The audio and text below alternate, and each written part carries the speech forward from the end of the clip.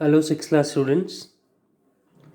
Test के पहले हम अपना चैप्टर कर रहे थे जिसमें हमने एस्टिमेशन वगैरह पढ़ा था और बॉडमास रूल।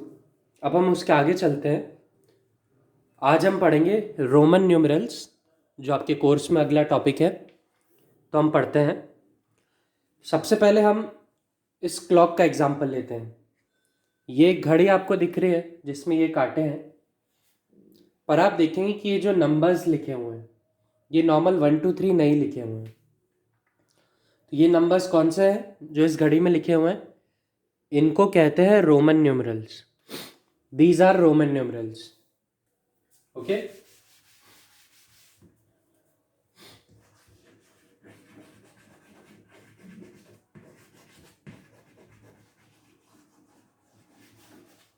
रोमन न्यूमरल्स हमारे नॉर्मल नंबर जैसे नहीं दिखते हैं 1 2 3 5।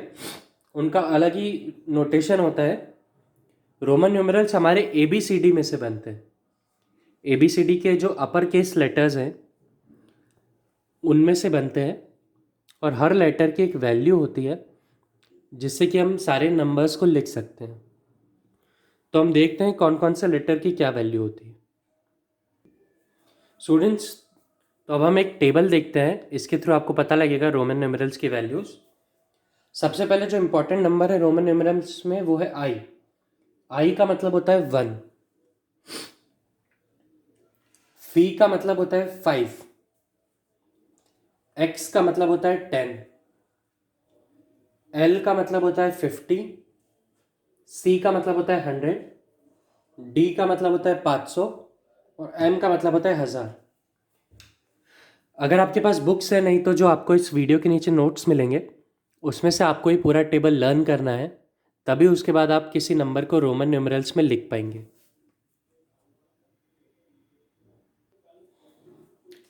अब हम सीखते हैं कि रोमन न्यूमरल्स में नंबर कैसे लिखते हैं। तो सबसे पहला जो रूल है इसमें वो ये है कि अगर कोई सिंबल है और उसको बार बार रिपीट करके लिख रहे हैं, जैसे सिंबल आई था, मान लीजिए आई था जिसकी वैल्यू 1, अगर उसको बार बार रिपीट करके लिखा आई आई आई,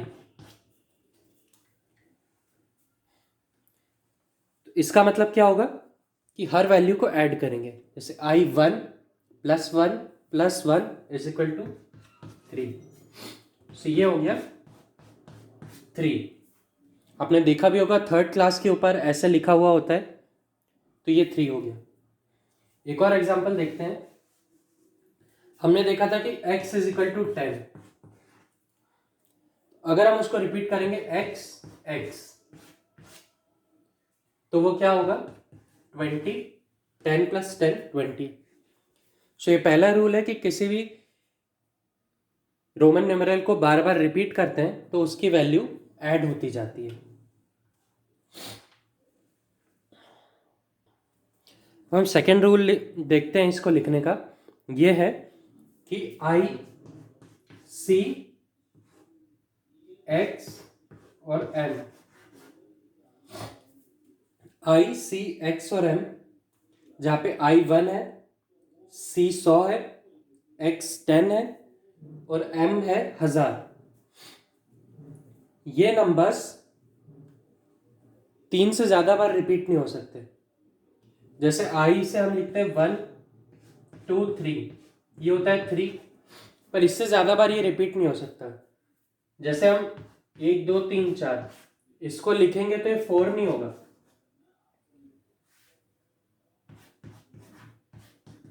तो 4 को ऐसे लिखा जाता है। अब जैसे x है तो हमने ये लिखा, ये होगा 30, पर अब हम इसको 4 बार लिखेंगे तो ये 40 नहीं है। 40 को अलग तरीके से लिखते हैं। तो ये रूल्स आपको आपके नोट्स में या आपकी बुक्स में मिलेंगे। तो सेकंड नोट है कि I C X और M 3 से ज़्यादा बार रिपीट नहीं हो सकते। जो थर्ड रूल है आपका वो ये है कि V L और D, V का मतलब है 5, L का मतलब है 50 और D का मतलब है 500, उनको कभी रिपीट नहीं करते हैं। उनको रिपीट करके कोई वैल्यू नहीं निकलती है, तो सिर्फ वी, एल और डी एक एक बार ही लिख सकते हैं, उनको रिपीट करके नहीं लिख सकते हैं। ये 5 है, ये 50 है और ये 500 है। ओके, सो ये आपका थर्ड रूल हो गया। आपका फोर्थ रूल है कि अब अगर फोर्थ रूल ऐसा है कि अगर किसी बड़े नंबर के सामने राइट हैंड साइड पे कोई छोटा नंबर लिखा है तो उसकी वैल्यू उस बड़े नंबर में ऐड होके वो नंबर टोटल होता है। जैसे ये x है जिसका मतलब 10 है, इसके सामने हमने i लगा दिया, तो x की वैल्यू 10 है और उसके राइट हैंड साइड पे i है, तो हम i के वैल्यू x में प्लस करेंगे, 10 + 1 = 11, तो ये 11 होगा। अब जैसे x 10 है, हमने राइट हैंड साइड पे 2 i लिखे, तो राइट हैंड साइड पे i छोटा नंबर x के, तो 10 + 1 + 1 = 12। और अगर कोई छोटा नंबर किसी बड़े नंबर के लेफ्ट साइड में लिखा है, जैसे x1, अब ये x के लेफ्ट साइड में लिखा है तो इसकी वैल्यू x में से माइनस होगी, इसका मतलब हो गया 10 - 1 = 9। ओके,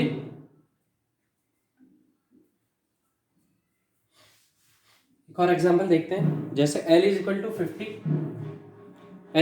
50 है, उसमें एक और x लिखा = 50 + 10। l = 50 + 10 किया 60 हो गया। और अगर वहीं पे हमने l लिखा और उसके लेफ्ट हैंड साइड पे x लिखा है तो वो क्या हो गया, 50 - x = 50 - 10 = 40। सो स्टूडेंट्स, ये हैं बेसिक रूल्स रोमन न्यूमरल्स लिखने के।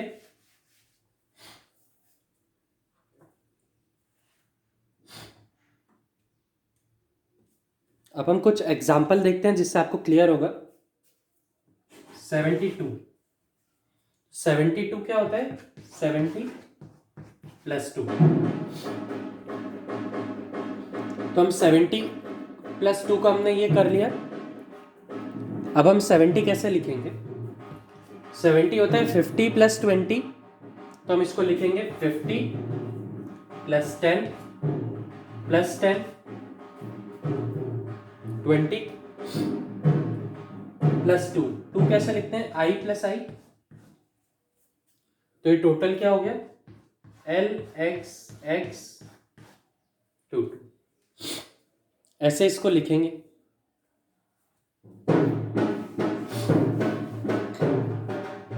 एक और नंबर देखते हैं हम, 69